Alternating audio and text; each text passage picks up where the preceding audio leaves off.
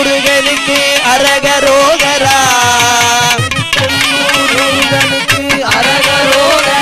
நம்மை வாழ வைக்கும் தெய்வத்துக்கு அரகரோகரா நம்மை